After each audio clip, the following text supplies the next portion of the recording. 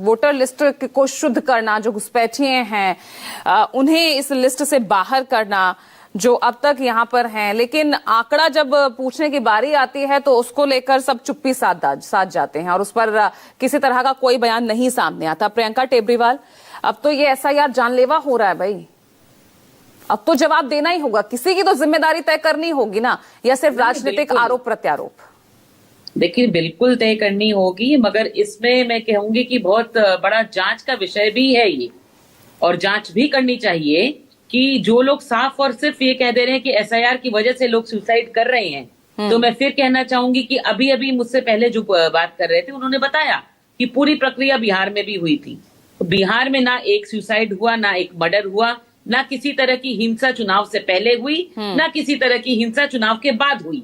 दबाव तो बिहार में भी हमारे पास जी दबाव तो था उधर भी बीएलओ पर।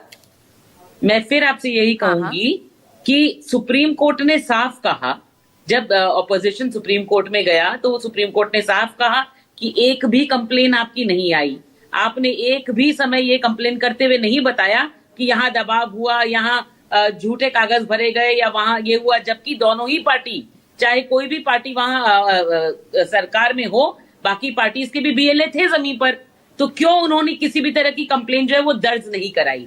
अभी भाई साहब मुझसे ये भी कह रहे थे, मैंने सुना कि बंगाल में इस तरह से कैंप बनाए गए हैं, तृणमूल ने इतने सारे कैंप बनाए हैं, वो घर घर जाकर के लोगों को मुहैया करा रहे हैं, वो घर घर जाकर कागज बांट रहे हैं। सर, जब घर घर जाकर कागज लगाए गए हैं, पूरे इन्फॉर्मेशन दी जा रही है, ये तो सुप्रीम कोर्ट ने भी कहा था ना कि आपके बीएलए अगर जा रहे हैं तो वो मदद करें, तो तृणमूल कांग्रेस कर रही है मदद। बिल्कुल, मैं यही कह रही हूँ कि मदद करनी चाहिए।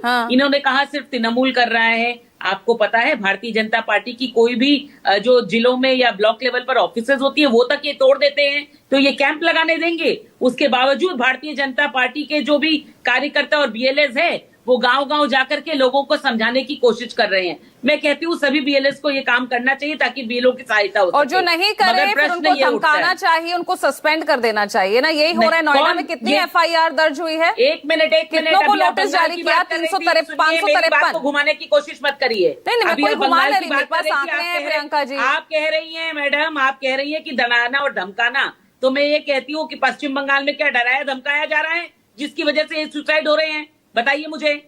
तो वही ना, मैंने तो इसलिए पूछा, तो इसकी जवाबदेही कौन तय करेगा? आप कह रही है ये जांच का विषय है, क्या चुनाव आयोग या राज्य सरकार, किसकी कौन जवाबदेही तय करेगा प्रियंका जी?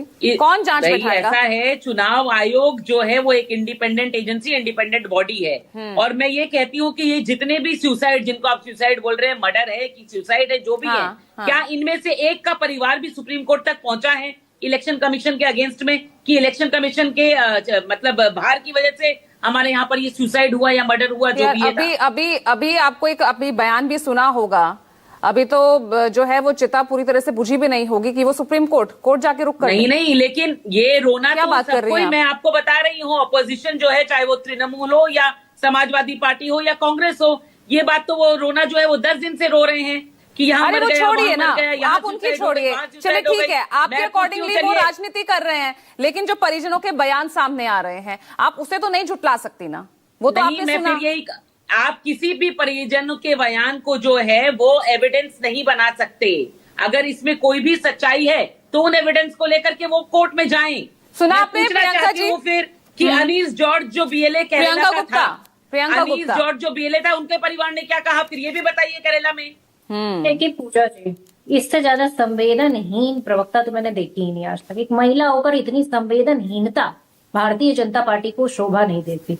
मैं सिर्फ इतना कहना चाहती हूँ। रुक जाइए ना प्रियंका जी, थोड़ा धैर्य से सुन लीजिए ना, आपको बहुत देर सुना करने का समय दीजिएगा। नहीं, रुक जाइए, बाकी भी मेहमान है, देखिए समय मेरे पास कम होता है, I have given you enough time, intervene नहीं करते हैं बीच में प्रियंका जी। प्रियंका टेबरीवाल, प्रियंका जी आप पहली बार मेरे शो पर आए हैं, सो प्लीज तो इनको नहीं, जो फॉर्मेट है आप पर्सनली देखिए, पर्सनली कोई किसी पे कमेंट ना करे, आप अपनी बात कहिए प्रियंका गुप्ता जी, लेकिन देखिए प्रक्रिया जो प्रोसेस है वो प्रोसेस है ना, सिर्फ बयान के आधार पर तो नहीं होगा, परिजनों को जाना होगा कोर्ट, एफआईआर दर्ज करवानी होगी अगर इस मामले में उनको कुछ भी गड़बड़ दिख रहा है तो।